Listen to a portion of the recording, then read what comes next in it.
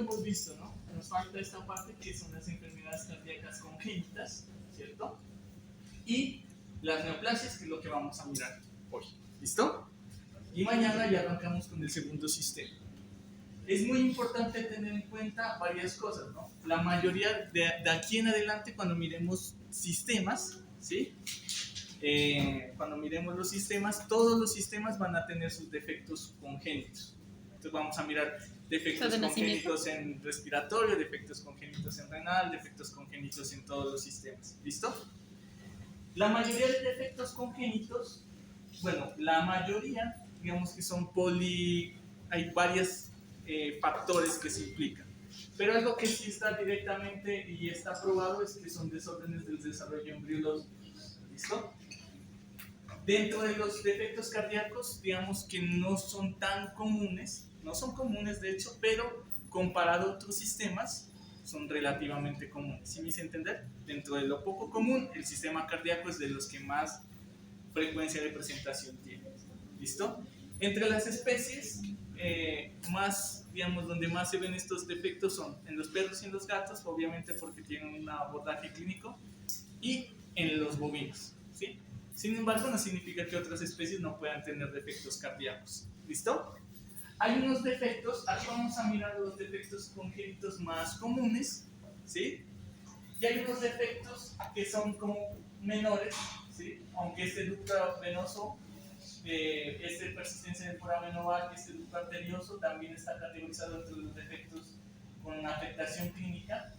La mayoría de estos defectos, ducto venoso, persistencia del foramen oval y el ducto arterioso, en algunos casos se conocen como soplos silenciosos. No sé si ustedes han hecho referencia o ustedes han visto en anatomía el foramen oval, porque les dicen como soplos silenciosos, ¿no?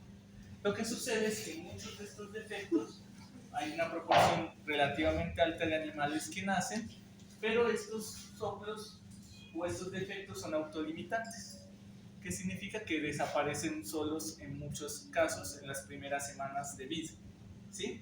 ¿Por qué? Porque normalmente en una etapa gestacional ustedes se dan cuenta que el sistema respiratorio, entre comillas, no está operativo, ¿sí? No está funcional en ese momento. Entonces el equilibrio de presiones entre el lado derecho y el lado izquierdo del corazón es el mismo, ¿sí? Y estos forámenes permiten, digamos, compartir la circulación del lado derecho al lado izquierdo.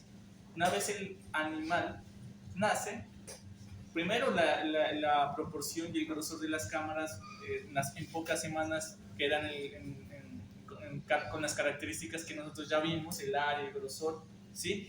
Y por el equilibrio de presiones, generalmente estos ductos, el foramen oval es el más conocido, se cierran.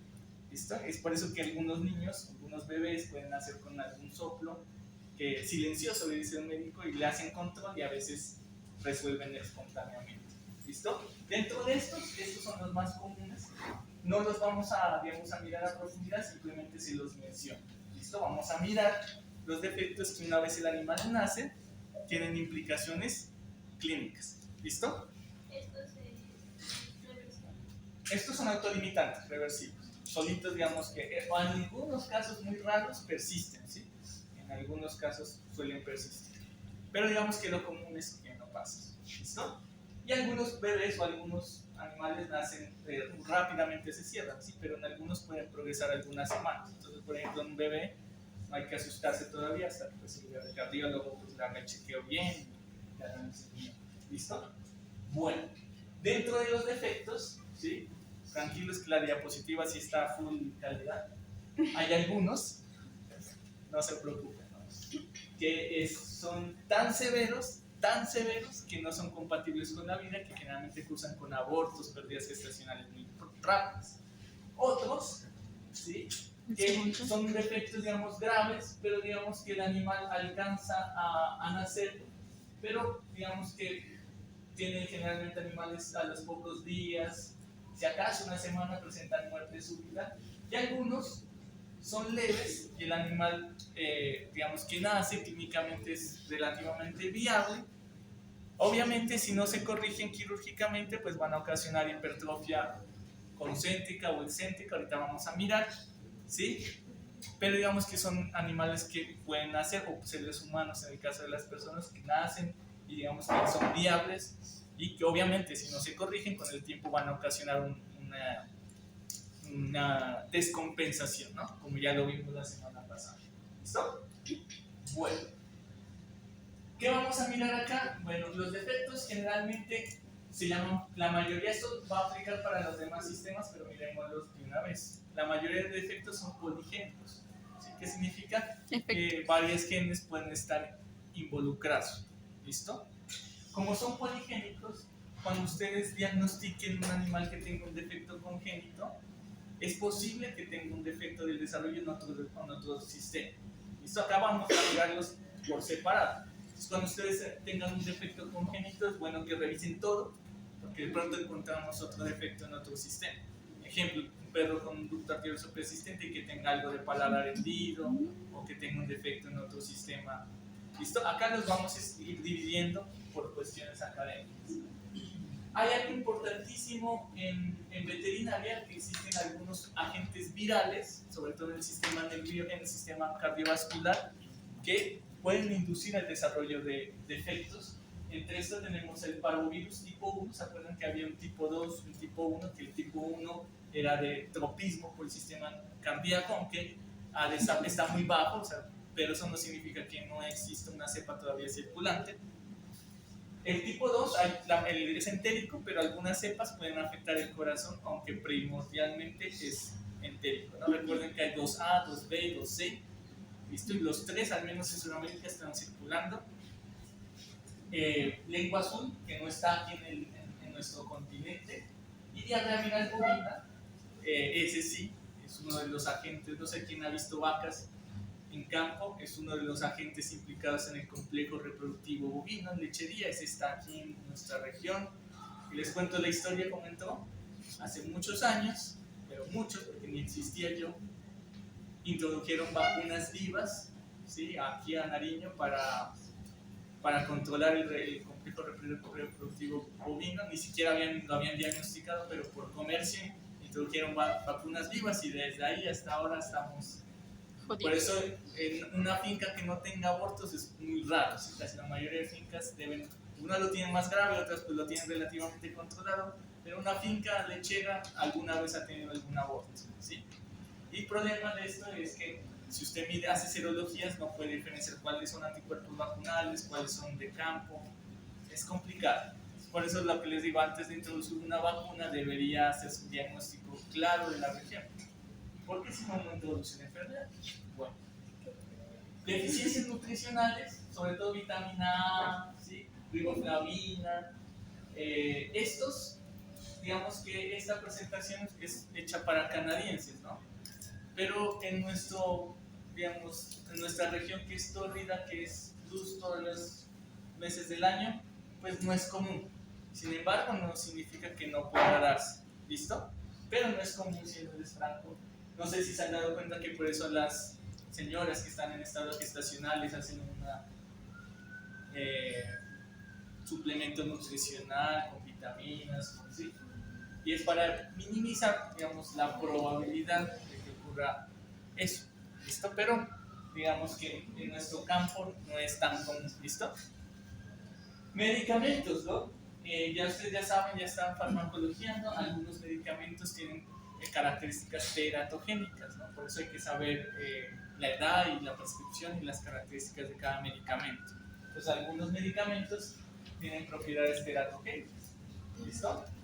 Bueno, ya radiación, hipoxia, genética, ¿sí? Y aquí falta algo que también es muy suramericano, que en bovinos se da, que son las plantas tóxicas. Hay un grupo de plantas tóxicas que se conocen como teratogénicas, que pueden causar defectos congénitos. Eso aplica para todos los sistemas, ¿listo? En Brasil están bien categorizadas, acá en Colombia, en Sudamérica, en la parte sur, pues no hay, digamos, nadie se ha puesto el trabajo a caracterizarlas, pero sí hay porque compartimos el mismo ambiente.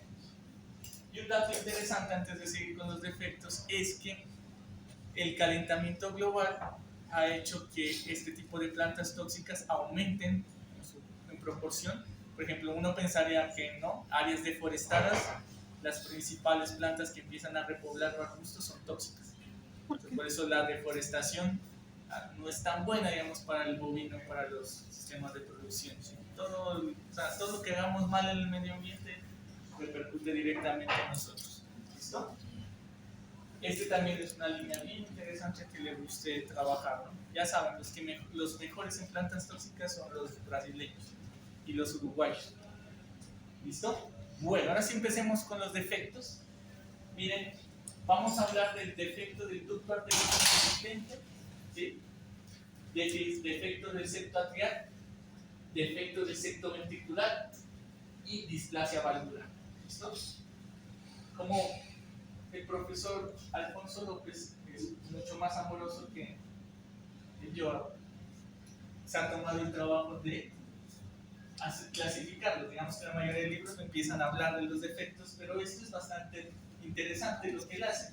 Miren, todos estos defectos, ahorita ya les voy a explicar por qué, y esa es una forma de entenderlos, producen una deficiencia por una sobrecarga de volumen. Acuérdense, ¿no? Defecto del ducto arterioso persistente, defecto del septo atrial, defecto del septo ventricular, produce una sobrecarga de volumen. ¿Listo? Vamos a mirar por qué se produce una sobrecarga de volumen. Pongamos ahorita los vamos a ver uno por uno, pero vamos a coger este. ¿Listo? Defecto del septo ventricular. Ustedes se acuerdan que tanto los atrios como los ventrículos tienen unos septos que separan el lado derecho del lado izquierdo, ¿cierto?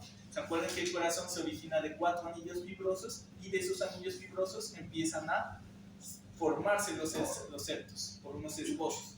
La embriología del corazón es bien complicada, ¿sí? Hay un artículo, a mí me hicieron leer todos los artículos por la bobada de la cardiomiopatía dilatada que les dije, y el artículo de la embriología del corazón es más o menos como unas 50 hojas, ¿sí? Y cada cosa tiene por día. Pero el punto es que de los anillos que se originan, se nacen los septos, que van a empezar a formar las 4 cámaras, y hay unos septos que empiezan a crecer en la zona basal o distal y otros que en la zona proximal, hasta que al final cada septo va creciendo mientras el embrión va desarrollándose y se fusiona. Por alguna razón, cuando hablamos que hay una deficiencia de los septos, sea del atrio o del ventrículo, no logran completar su fusión, entonces queda un hueco fuera. Y Alfonso López dice que se produce una sobrecarga de volumen porque es muy sencillo, ¿no? ¿Qué zona del corazón tiene más presión, el lado izquierdo o el lado derecho? El izquierdo. Entonces, si hay un hueco, digamos, en el septo, ¿la sangre a dónde se va a ir? ¿Al lado izquierdo o al lado derecho? Al derecho. Exactamente. ¿Y qué le va a pasar al lado derecho? Se va a sobrecargar. Sobrecarga de volumen.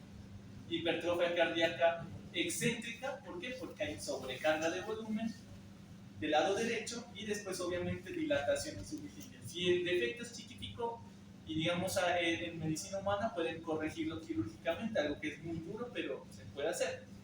Lo mismo sucede en el atrio, cuando hay deficiencia en el septo atrial, pues ¿qué va a pasar? La sangre del lado izquierdo se va a ir al lado derecho y va a ocasionar una sobrecarga de volumen. ¿Listo? Fácil. Y esta displasia de la válvula también produce una sobrecarga de volumen. ¿Por qué? Porque, ¿qué pasa si una válvula no está formada o sea, su formación o su histología no es la normal? ¿Sí? Va a ser una válvula insuficiente, ¿sí? Insuficiente para hacer su trabajo. Entonces, cuando esté cerrada, no va a poder afrontarse adecuadamente o no va a tener la misma rigidez. Entonces, ¿qué va a pasar con la sangre del ventrículo? Se revuelve el atrio. ¿Y qué va a pasar en el atrio? Sobrecarga de volumen. ¿Listo? Y es por eso que en esta presentación, pues, de una forma muy didáctica, pues hizo facilito, nos ayudó a solucionar el misterio.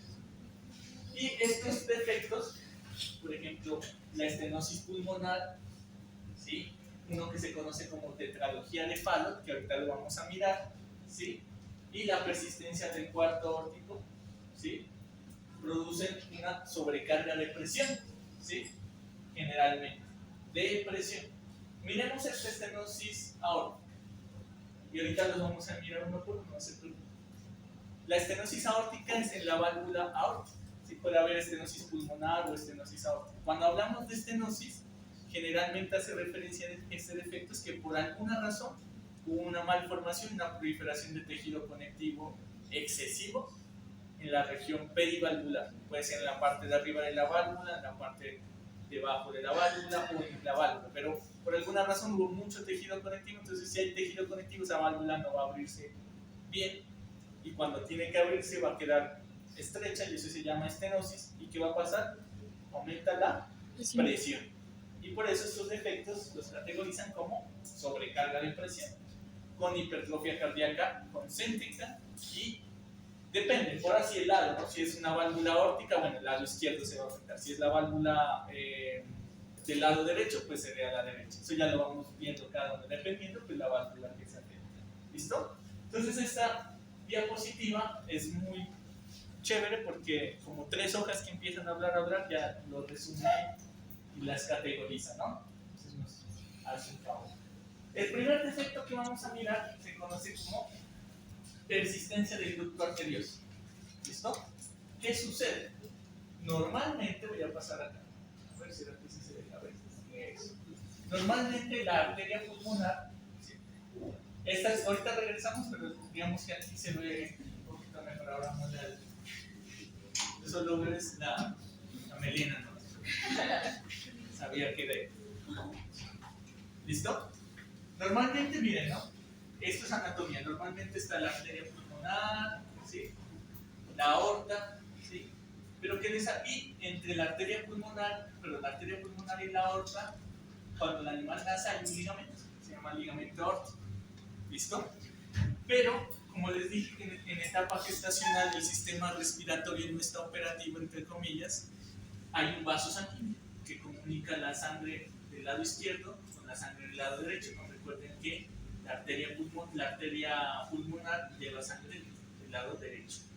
Y es de esta forma como la circulación pues, es completa, ¿no? La sangre de la aorta pasa al lado izquierdo y digamos que el ciclo está mientras está gestacional el animal. Una vez nace, esta arteria es reemplazada por el ligamento, ¿sí? Por un ligamento de tejido conectivo. El defecto consiste en que este conducto, ducto arterioso, persiste durante la gestación, durante el nacimiento. ¿Listo? Eso es lo que ocurre básicamente. Lo ponemos acá. ¿Listo? Digamos que todo esto es bien difícil, ¿no? Clínicamente, ¿no? Pero digamos que entre comillas, ¿no? Toquemos madera porque hacer cirugías cardíacas no es fácil, ¿no? Pero digamos que entre los defectos cardíacos pues tiene un abordaje, digamos, relativamente sencillo, entre comillas, porque todo es complejo, ¿no? En el corazón, ¿sí? Que generalmente es desligar ese ducto que está persistiendo. ¿Listo? Pues aquí podemos observar, si se dan cuenta, miren, la arteria aorta, ¿sí? La aorta, la arteria pulmonar y el ducto que comunica y se conoce como persistencia del conducto aórtico. ¿Listo? Del ducto arterioso. Y generalmente uno observa un foramen, ¿no? Entre los dos, que es la comunicación. ¿Listo? ¿Fácil? ¿Sí? ¿Listo? Está fácil, ¿no? Miren acá, ¿no? Generalmente estas zonas donde ocurre, miren, aquí hicieron un favor y la arteria pulmonar que va acá hicieron la comunicación con la aorta y le colocaron una pequeña pinza para que podamos observar que la sangre se está compartiendo. ¿Listo? Este defecto generalmente es más común en los perros y la mayoría de perros son estas razas miniaturas, chihuahuas, poodles, maltés, a excepción de algunas. ¿Listo? No se sabe por qué hay una mayor predisposición en hembras que en machos. No está muy claro. ¿Listo? Entonces miren acá, ¿no? ¿Ustedes qué creerían que va a pasar en este caso? Hay una sobrecarga de... ¿Qué pasaría? ¿La sangre de dónde a dónde pasaría si este ducto sigue persistiendo? ¿De aquí acá o de acá atrás? ¿De la aorta a dónde? A la arteria pulmonar. ¿Y qué lado del corazón se vería afectado primero? El atrio derecho, después el ventrículo derecho, desarrollando hipertrofia cardíaca concéntrica o excéntrica. Céntrica. Volumen ahí, ¿no? Sobrecarga de volumen. Excéntrica. ¿Listo? Pues les digo porque eso es clave, digamos, tratar de imaginarse cómo funcionaría este corazoncito. ¿Listo? Y miren que acá el corazón tiene su hipertrofia. ¿Listo? Bueno. Mira, sobrecarga de volumen, ¿no? Miren la aorta y la arteria pulmonar, este sí está más fácil de observar, ¿no? El conducto que los comunica, y aquí se han tomado el trabajo de colocar una pinza, ¿no? Y el lado derecho es el que, digamos, principalmente. Obviamente lo que les digo, ¿no? Al final el lado izquierdo, si sufre o derecho, sufre hipertrofia y va a terminar afectando el lado contralateral del corazón. Al final van a terminar los dos. Este es sencillo, ¿no? Es un defecto de la comunicación interatrial. ¿Listo? Lo que les digo, generalmente los atrios tienen su septo que separa los dos lados a las dos cámaras y por alguna razón, motivo o circunstancia, pues ese septo no es completo, ¿no? La fusión, o ya hay una discontinuidad y se puede visualizar a manera de un forado. Entonces yo les voy a mostrar esta, lástima pues la luz que está aquí afuera, pero bueno. ¿Qué les llama la atención aquí? Este es un corazón con su hipertrofia cardíaca, Lado izquierdo. ¿y qué observan aquí? ¿Qué observan aquí en esta zona? Un hueco. Un hueco, eso, es el defecto. Cuando hay un defecto, ese defecto se lo percibe como un foramen. ¿Listo? Como en el caso de acá. Y obviamente la sangre del lado izquierdo va a pasar hacia el lado derecho. Y el lado derecho, como el que estamos observando aquí, es el que va a tener la hipertrofia cardíaca excéntrica primero por sobrecarga de volumen. ¿Listo? Los defectos del septo interatrial pueden ser bien leves o muy severos, ¿no? Bien. O muy severos. ¿Listo? Y obviamente depende de la severidad, pues depende de la parte clínica. ¿Listo? Y si se dan cuenta, este corazón, miren, acá está el hueco que separa, ¿no? ¿Qué les llama? ¿Qué les llama la atención en este corazón? ¿Qué forma tiene? Redondo. Redondeado, ¿no? Y el septo, que debía tener una inclinación, Está recto. está recto. ¿Eso qué implica? Siempre aquella desviación del septo implica que hay una alteración en la proporción de las cámaras. Porque acuérdense que el septo divide al lado izquierdo y al lado derecho. Si está recto o está desplazado, entonces una de las cámaras está ganando mayor área, ¿sí? Y cuando están los dos, pues seguramente está ya biventricular, los dos lados están ya fregados. ¿Listo? Les digo otra cosa también, en la práctica, la mayoría de veces cuando llega a necropsia en la práctica del día a día, a veces es difícil ver el defecto del lado derecho y el lado izquierdo. La mayoría de animales, como han tenido un proceso largo de enfermedad, la mayoría de veces ya los vemos con una falla cardíaca biventricular o bilateral. ¿Listo? Pero digamos que estas fotos son buenas porque digamos que cuando hay diagnósticos rápidos, en necropsias rápidas, pues se alcanza a ver todavía el lado derecho afectado o el lado izquierdo, ¿sí? Digamos que es más temprano, digamos. En cambio, en nuestro caso, la mayoría ya llegan en estados muy avanzados. ¿Listo? Esto es lo mismo, ¿no? La sangre, el flujo sanguíneo va del lado izquierdo al lado derecho, hay mayor volumen en el ventrículo o en el atrio derecho, ¿sí? Hay una sobrecarga del lado derecho y hay una hipertrofia excéntrica compensatoria. ¿Listo? ¿Fácil? ¿Sí? Fácil. De izquierdo a derecho. De mayor presión a menor presión. ¿Listo? Defecto del septo ventricular. Ya no es el defecto aquí en los atrios, sino el defecto en la parte más distal. ¿Listo? Vamos a buscar, a ver, miren, acá esta foto es chévere porque lo explica mejor. Miren, ya no es el defecto acá, sino el defecto es en esta parte de acá. ¿Listo? En los septos que separan a los ventrículos. El uno por eso se llama defecto del septo atrial y el otro se conoce como defecto del septo ventricular. ¿Listo? Entonces aquí miren, ¿no? Estos son los atrios, acá son los ventrículos. Aquí sería el defecto. ¿Listo? De igual forma, puede ser leve, un defecto muy pequeño, o puede ser algo muy foramen muy grande que comunica los dos ventrículos. ¿Listo? De igual forma pasa, ¿no? Hay una sobrecarga del lado derecho. ¿Listo? Miren, lástima, ¿no? Pero les voy a delinear. Este es un corazón agrandado. y miren que el vértice está asentado sobre el esternón. No sé si me imagino lo que les hablaron, que si el vértice del corazón se asentaba sobre el esternón, Todavía era no un vemos indicativo de imágenes. cardiomegalia. ¿Cómo? Todavía no vemos imágenes, ¿No? profe.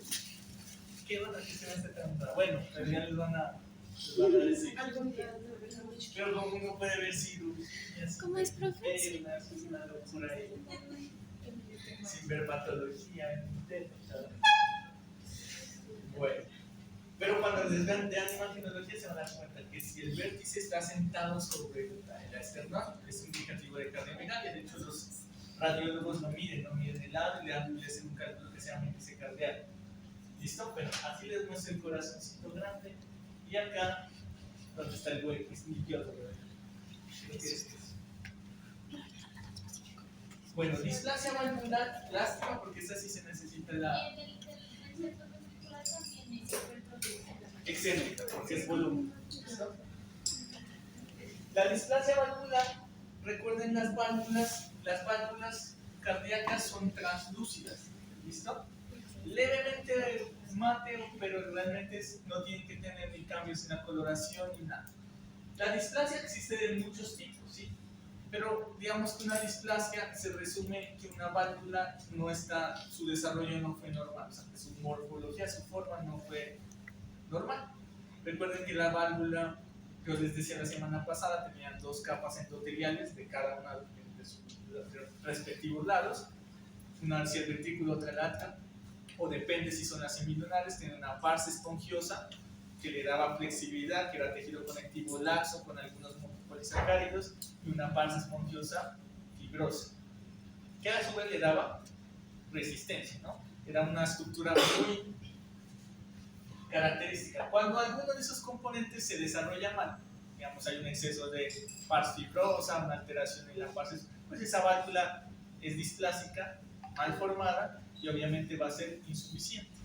Si la válvula es insuficiente, algunas veces las válvulas están en su formación quedan adheridas al endocardio, por ejemplo, un músculo papilar o de una forma anormal se encuentran adheridas a una cuerda tendinosa y obviamente en general todo eso hace que la válvula sea insuficiente y que la sangre que debería estar acá y en el momento en el que se cierran las válvulas y hay el llenado, pues retorna y al haber retorno hay una sobrecarga de volumen del atrio. ¿Sí?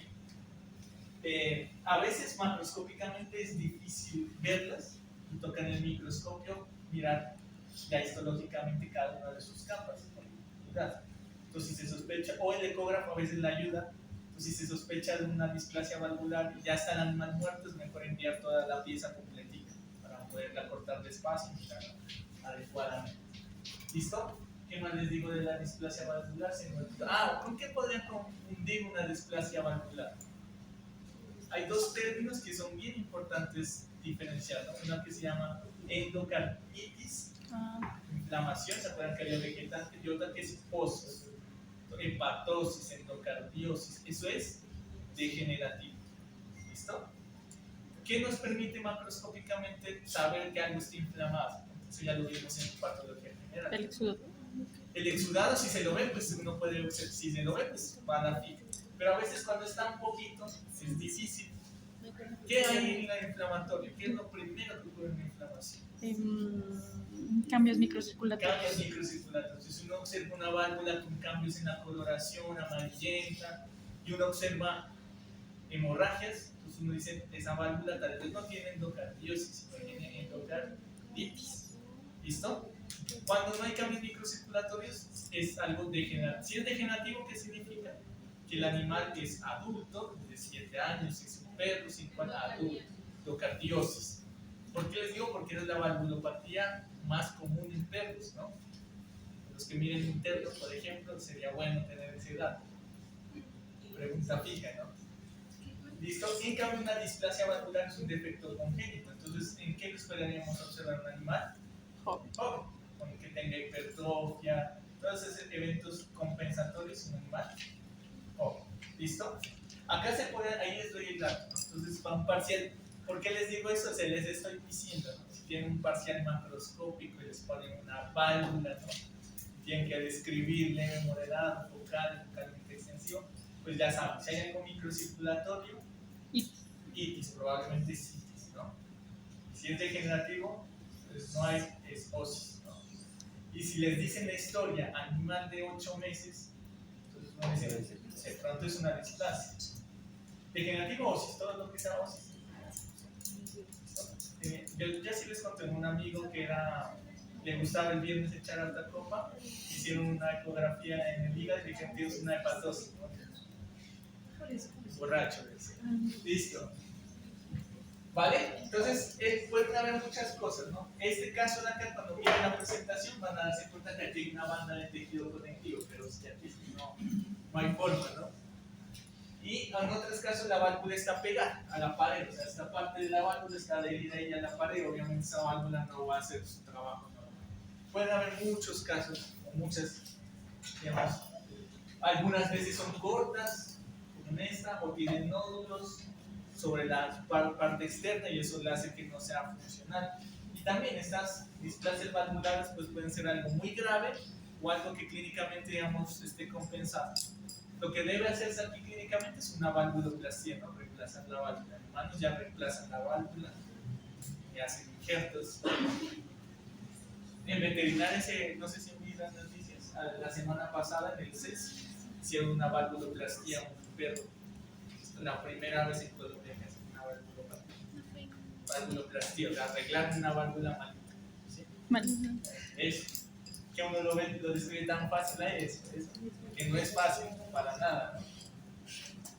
Listo, displasias valvulares, hay muchas, ¿no? Aquí hay más válvulas displásicas. Obviamente el corazón, dependiendo de la válvula que se afecte, pues terminaría bien con la desviación del septo, redondeamiento, con su hipertrofia excéntrica, primero derecho, izquierda, depende de dónde esté, cuál sea la válvula afectada, ¿no? Bueno, ¿qué más está? Más displasias valvulares. Vamos a las estenosis. ¿Sí? Este es fácil. ¿Qué les llama la atención? Les voy a mostrar aquí. Aquí hay, miren, una pinza, ¿sí? Y verán, ¿no? Normalmente esa como zona un que nudo se está mostrando aquí es una válvula, como la que estaba, como es una válvula, y preciso es medio la hora más soleada, ¿no? Vamos, fregados. Si se dan cuenta que hay una pinza. ¿Qué es lo que sucede? Miren este gráfico, esta es una válvula. Y lo que pasa es que hay tejido conectivo rodeándola. como un nudo. Una banda, como si fuera una especie de banda de tejido conectivo rodeando la válvula. ¿Y qué pasa con la válvula? Pues la válvula no puede abrirse ni cerrarse. Y va a formar un conducto estenoso, ¿sí? ¿Y qué va a pasar con eso? La sangre va a salir a presión y con murmullo, ¿sí? Generando una turbulencia y con presión. Y por eso se presenta una hipertrofia cardíaca concéntrica. ¿Listo? Los anillos pueden ser sobre la válvula, miren aquí, supravalvular, el de o arriba, por debajo de la o válvula. de abajo. ¿Qué es este efecto? Supra arriba, en la válvula o por debajo. Y este defecto se conoce como estenosis valvular. ¿Listo? Puede ser de la pulmonar o de la aorta. ¿Listo? Y obviamente cambia el lado del corazón, pues el efecto va a ser con el lado derecho o en el lado izquierdo, dependiendo. ¿Listo? Bueno, ¿qué va a pasar? Miren, acá la válvula, ¿sí? Se restringe el flujo, aumenta la presión, hay una sobrecarga de presión, hay hipertrofia cardíaca concéntrica y al final pues hay falla cardíaca, ¿sí? Si estamos hablando del lado izquierdo, pues se va a afectar el lado derecho, ¿sí? Y la estenosis pulmonar es de la misma forma, sino que la válvula que se afecta es la pulmonar, ¿listo? Del lado derecho del corazón, ¿listo? También hay su aórtica, ¿sí? La válvula aórtica también puede estar afectada.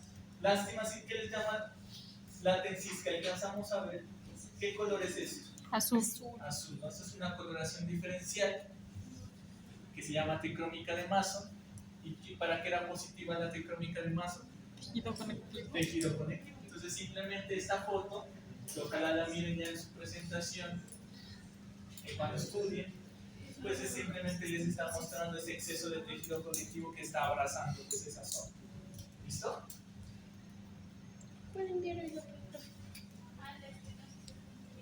Tejido conectivo. Pues digamos que esta es la válvula y alrededor de la válvula hay un anillo de tejido conectivo, entonces la abeja la pobre no puede abrirse ni cerrarse de forma No, normal. ya estoy acostumbrada. Es como si le envolviera la apretada. Estoy acostumbrada. Yo veo todo. ¿Listo? Esa es la mejor explicación. Si no, Comprarme que es un su trípode. Voy a traer una red de luz.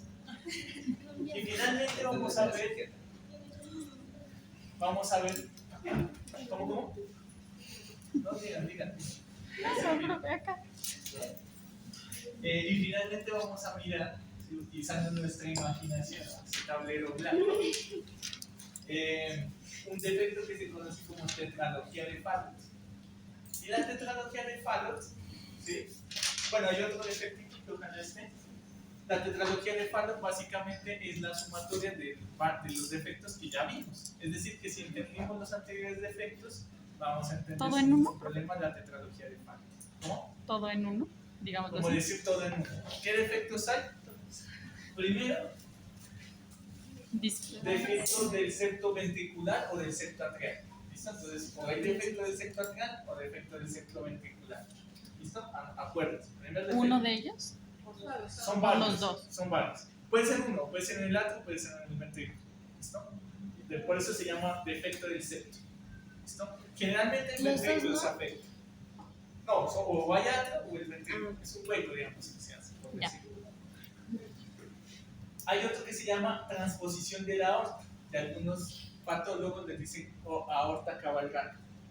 Es decir, la aorta normalmente de qué lado del corazón nace, parte del lado izquierdo o del lado derecho. Del lado izquierdo. En este caso, la aorta parte del lado derecho. Cuando no está el septo, entonces la aorta en lugar de estar en el lado izquierdo, se va hacia el lado derecho. Eso se llama aorta cabalgante o transposición de la aorta. ¿Listo? Estenosis pulmonar. Entonces, ¿qué significa? Hay una estenosis en la válvula Pulmonar. Entonces, hay, digamos, una banda de tejido conectivo que le está envolviendo. ¿Listo? Y de forma secundaria, no es que sí, O sea, por todo eso se forma. ¿Podemos? de forma secundaria, el último defecto es hipertrofia del ventrículo derecho. ¿Listo? Entonces, tetralogía de Fallot, ¿qué defectos son? Primero, defecto del septo ventricular generalmente. Segundo defecto, en todo el mundo, ¿no? Transposición de la aorta. La aorta no sale en el lado izquierdo, sino en el derecho. Y ahorita lo vamos a mirar mucho. Estenosis pulmonar, es el tercer defecto. Y de forma secundaria, hipertrofia del ventrículo derecho. ¿Sí? Pero es por la descompensación tan tenaz.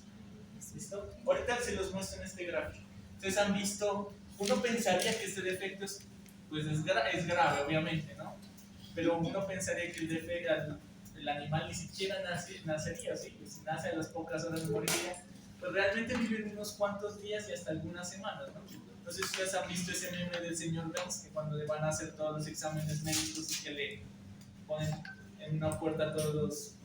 algo así, un defecto, digamos, que compensa paulatinamente el otro defecto, ya digamos que el animal puede vivir algún tiempo, muy corto, pero vive algún tiempo. Vamos a mirarlos en esta gráfica y ya lo vamos a entender mejor. Primer defecto, deficiencia del septo ventricular en este caso. Miren que este es el ventrículo y aquí hay un defecto. ¿Listo? Listo. Segundo defecto, ¿sí? La aorta, ¿sí? Bueno, esta aorta no está tan cabalgante, ¿no? Generalmente la aorta que está del lado izquierdo suele estar un poquito más inclinada acá. Y como está este defecto per se, entonces eso permite que mal, ¿sí? Terrible, pero que de todos modos algo de sangre pues vaya hacia la circulación sistémica. Y el tercer defecto es la estenosis de la válvula. ¿Listo? Pues inclinada, ¿no? En muchos está prácticamente en el lado derecho del corazón, ¿no? Entonces está como en la mitad. Y eso, ¿por qué sucede eso? Porque hay un defecto en el septo. Entonces, de alguna manera eso hace que, mal que bien, pues la sangre se pase. Y este que está aquí es el defecto del septo de la válvula. Por eso se dice que hay defecto del septo ventricular, transposición de la aorta y la estenosis de la válvula pulmonar. ¿Listo? que sería el defecto que está. Y obviamente el lado derecho va a desarrollar de forma compensatoria una hipertrofia primero concéntrica. ¿Listo? Y este es otro defecto. ¿Listo? Es muy raro, digamos, una tetralogía de Fallot, pero puede pasar. De los que yo he visto un defecto de septo atrial, o sea, que ya he visto una displasia valvular, un caso mío, pero lo vi. Y acá, cuando existía la clínica, ¿sí? Tiempos inmemorables, la doctora Yané diagnosticó, tuvieron una necropsia. Yo llegué y la miré ya al final, pero la pude ver, pero la doctora hizo la necropsia de este defecto que se llama persistencia del cuarto arco aórtico. Esto ahorita, si quieren, les muestro las fotos de la araña. No sé cuándo volveremos a ver un defecto cardíaco en aquí. Pasarán años. Y les digo por qué. Porque resulta que más o menos haciendo. Yo leí un artículo que más o menos. Este defecto de la persistencia del cuarto aórtico, arco aórtico, es interesante. ¿Sí? Verán. Normalmente la aorta, ¿en qué lado está? ¿En el lado izquierdo o en el lado derecho? Izquierdo. La aorta generalmente proviene de unos esbozos, ¿sí? Que se conocen como arcos aórticos. Digamos que son los esbozos embriológicos que generan que, bueno, se nace la aorta ahí. ¿Listo? Normalmente la aorta se origina de los arcos aórticos del lado izquierdo. ¿Listo?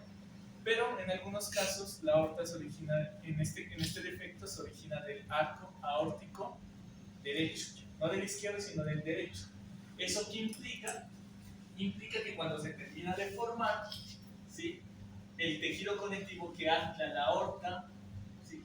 con la base del corazón va a estar del lado opuesto. Entonces, ¿qué va a ocasionar?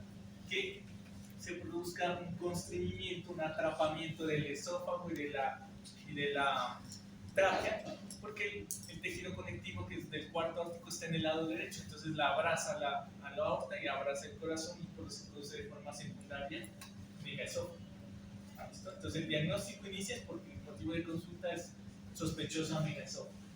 Voy a mostrar. ¿Eso es lo secundario? El megaesófago es secundario. ¿Sí? Si se dan cuenta, lástima esta foto, ¿no? Aunque las fotos del lado son más bonitas inclusive. Si se dan cuenta, este es el esófago. Miren, aquí, acá, y el esófago está dilatado, un megaesófago. Y si se dan cuenta de dónde está esta flecha amarilla, ¿sí? Es el ligamento. Como está en el otro arco, el ligamento lo que hace es envolver al esófago y a la tráquea. La tráquea no sufre tanto porque, porque la tráquea tiene cartílago, si no, pues quedará asfixiada. ¿Listo? Y digamos que este defecto es relativamente común y aunque es complejo, obviamente como todo lo del corazón, es fácil, digamos, entre comillas, pues tiene un abordaje quirúrgico que pues sí es viable, ¿no? ¿Listo? Y hay otro defecto que es más chévere y una colega en campo, la doctora Angie, me lo compartió. No sé si ustedes han escuchado un defecto que se llama ectopía cordis. La palabra ectopía, ¿qué significa? Fuera. Por fuera, ectopía cordis, que es el desarrollo del corazón por fuera de la cavidad torácica. A veces es afuera del paciente, otras veces es de localización subcutánea. Y los terneros nacen, son viables, viven muy poquito tiempo, pero nacen generalmente. En la foto que está aquí, miren, si miren que este es un ternero Holstein, y miren que tiene como una papada, entre comillas. Realmente en esa parte subcutánea está el corazón. ¿Sí? Ay, qué cool. Y la mayoría en Nariño, no sé por qué es relativamente común. A mí me han mostrado dos clínicos de la ectopía cordis. La doctora Angie, ahorita ya está en Chile, y me mostró la foto. Y la mayoría que he visto en Nariño han sido el corazón por fuera de la cavidad. Entonces, nace el ternero y el potrero y el corazón es por ahí afuera. ¿Listo? No sé por qué es más común acá, ¿no? O sea, porque la mayoría de libros dicen que sí, que es un defecto, que es bien raro, sí, pero acá lo he visto relativo. No sé si hay endogamia, de pronto el Holstein ya está cruzado, no sé, la verdad, sí. Se llama ectopía cordis. ¿Listo? Este es en bovinos, como más común. ¿Listo?